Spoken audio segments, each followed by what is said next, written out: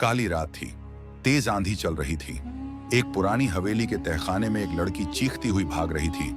मैंने देखा है, मैंने सब देखा है।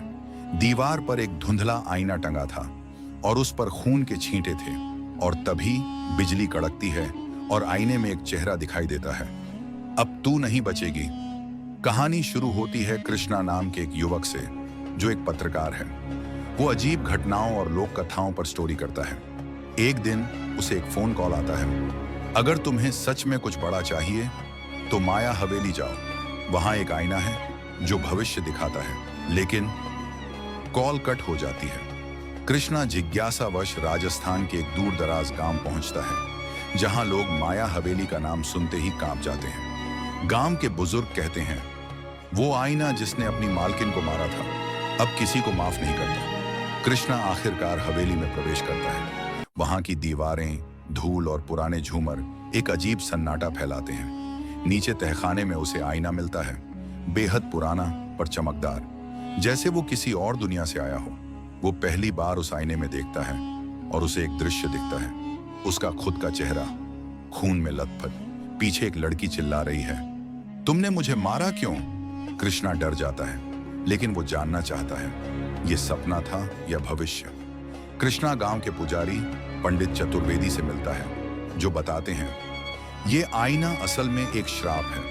माया देवी नाम की एक महिला जो 1957 में इस हवेली की मालकिन थी, उसे यह आईना फारस से एक सौदागर ने दिया था। कहा जाता है कि वह आईना आत्मा को भविष्य दिखाता था।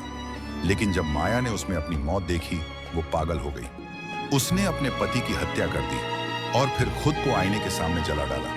कृष्णा इस बीच गांव की एक लड़की रीमा से मिलता है। रीमा भी इस आईने को देखने की कोशिश कर चुकी है और वो तब से खामोश रहने लगी थी। लेकिन कृष्णा उससे धीरे धीरे जुड़ता है और वो बताती है, मैंने अपने पिता की मौत उस आईने में देखी थी और वो वाकई वैसा ही मरे। जो आईना दिखाता है वो बदलता नहीं। जितना ज्यादा कोई उसे बदलने की कोशिश करता है, उतनी ही जल्दी सब खत्म होता है। कृष्णा फिर से आईने को देखता है। इस बार दृश्य और भी डरावना है।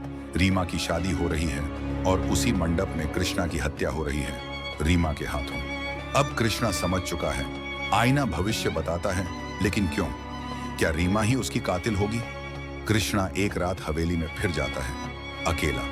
वह आईने के पीछे की दीवार तोड़ता है, जहां एक पुरानी डायरी छिपी होती है, माया की डायरी। उसमें लिखा है, यह आईना कोई जादू नहीं, यह एक आत्मा का बंदी गृह है।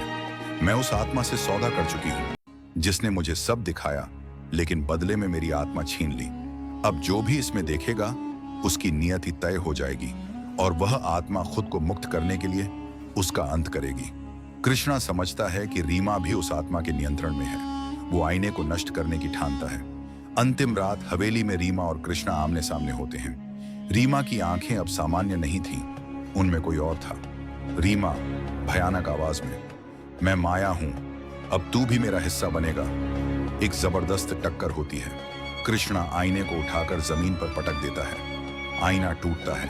एक काली धुंध हवेली को घेर लेती है। रीमा बेहोश होकर गिर जाती है। हवेली कांपने लगती है। अगली सुबह गांव वाले हवेली के मलबे से कृष्णा और रीमा को जिंदा निकालते हैं। रीमा की आंखें अब साफ थीं। वो धीरे धीरे मुस्कुराती है। मैं बच गई? कृष्णा कहता है, नहीं, हम दोनों बच गए। कहानी खत्म होती है उसी पुराने टूटे आईने के टुकड़ों पर, जिनमें अब कोई चेहरा नहीं दिखता। लेकिन अंतिम फ्रेम में एक टूटे टुकड़े में किसी की आंख झपकती है।